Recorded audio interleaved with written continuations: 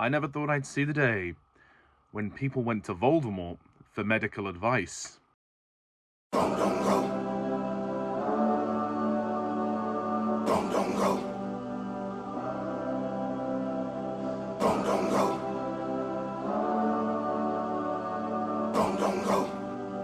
Hello, my fellow YouTubers and subscribers, and welcome to my latest movie review, where today I review 28 Years Later, which is the third of the 28 trilogy? I don't know what the name of the trilogy is. Directed by Danny Boyle, written by Alex Garland, stars Jodie Comer, Aaron Taylor-Johnson, Ray Fiennes, and of course, Alfie Williams. A group of survivors of the Rage virus live on a small island. When one of the group leaves the island on a mission into the mainland, he discovers secrets, wonders, and horrors that have mutated not only the infected, but other survivors. So, 28 years later, I went into this film having not seen the first two, and I will watch the first two eventually and talk about them here. But going into this completely blind, I didn't know how it connected to the first two. I knew of the concept that it was basically the apocalypse and a zombie apocalypse. So as for this film, thinking about everything, taking it into context a few days after I've seen it, I can honestly say I enjoyed it. Yeah, I'm not going to say that it's perfect. It's certainly got some problems. It is a very entertaining and fun movie to watch. That might sound a bit of a weird thing to say, considering how dark and unpleasant this movie is, and it's gory as well. There's a lot of gore in this film. So for nothing else, the world building felt very good and very realistic. I believe these characters were in that desperate situation, and I'm quite a fan of like apocalyptic settings. I think they make for very interesting stories, seeing characters forced into that desperate situation, especially when the world is so near to its end. And I think that this is a concept that has worked in many different ways, in many different films and shows and media. But I will say this movie was good, and I was liking it, and I thought, yeah, this is great. It was great until the ending. The ending of this movie completely tanked it for me. While I still think the movie is enjoyable in areas, the ending really leaves a lot to be desired and made me go, what? It was this weird, idiotic kind of, well, plot twist, I guess. It just comes completely from out of nowhere. It's there to tease another installment, presumably. I won't spoil it if you haven't seen the film, but essentially it introduces some characters who I never thought I'd see in this type of film, and with a certain name that is going to potentially trigger some alarm bells for certain people. And you'll see, it's the blonde character at the end of the movie. Yeah, him. I really thought that was confusing and laughable. I was like, what? What is that? That was so tacked on. You did not need that at the ending. The film could have ended the scene before that, and it would have probably been fine. But as well as that, I do feel like the actual emotional ending of this film is way too abrupt. Without trying to give away some spoilers here, the film sees a certain character meet their end. I will have to do some mild spoilers here.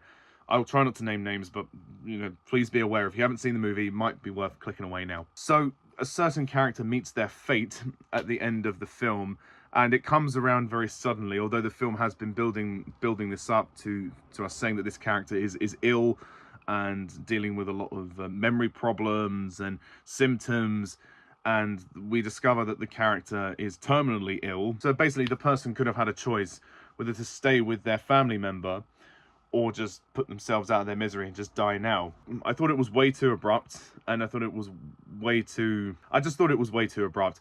I didn't think it worked, because if I were that person, I would have wanted to spend every last second with my family before I perish, before I decide that it's the end of the road. Obviously, I get it, you know, when it comes to terminal cancer, when it comes to terminal illness, it is hard, because you know you're going to die anyway, and yet the fact of the matter is, this person could have had a little bit longer left. We don't know exactly how much, because obviously in the apocalypse they don't have any medical equipment, but I would be strongly willing to bet that that person could have survived for at least another few days.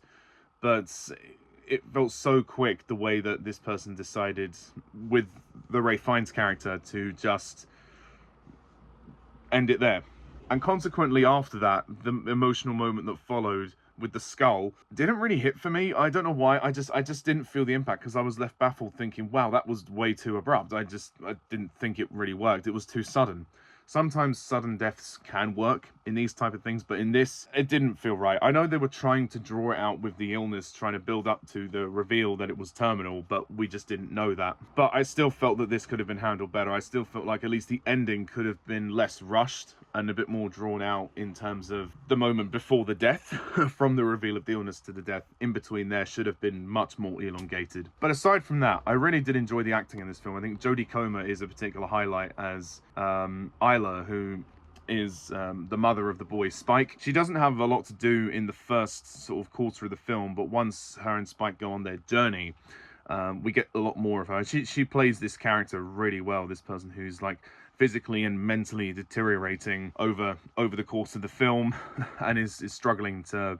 And I thought all the emotional scenes with her and her son were really, really well done. And they had a very lovely bond. And, she's got a nice northern accent as well. And I think she really is, in some ways, the heart of the film. Aaron Taylor-Johnson is not in it as much as you would think.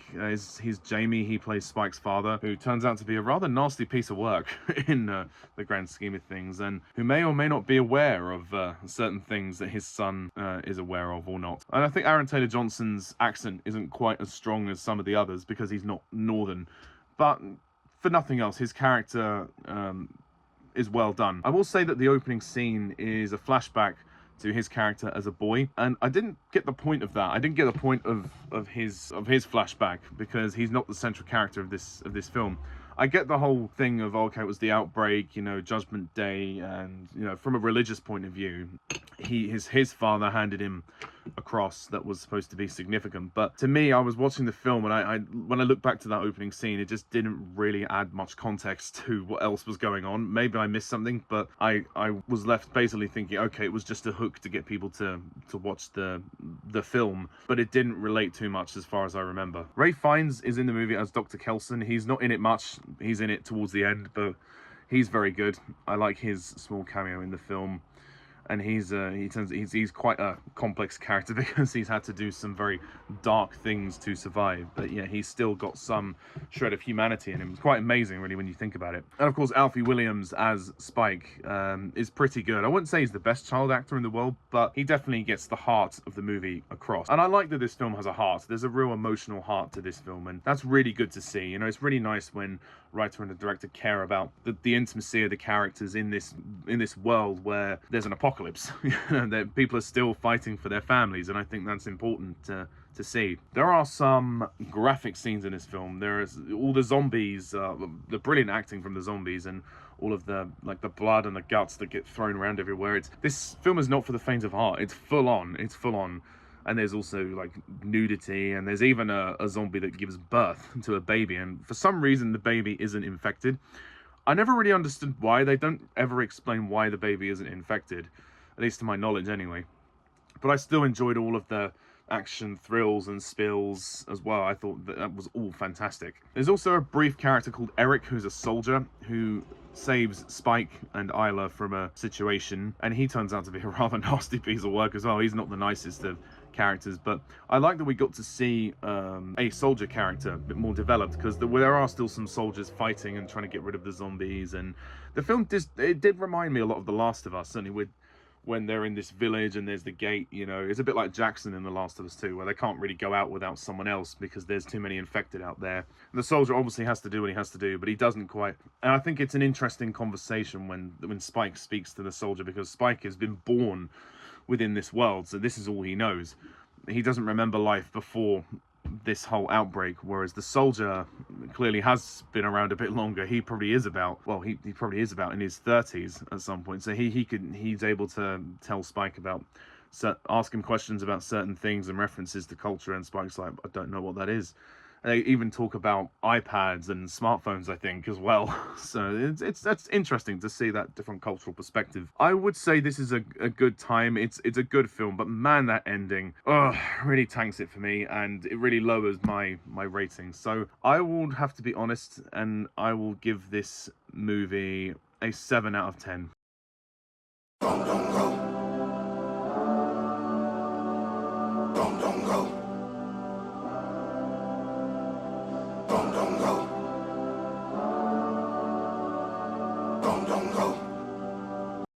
So that's my review of 28 Years Later. What do you think? Please comment down below, let me know, and stay tuned next time for more reviews.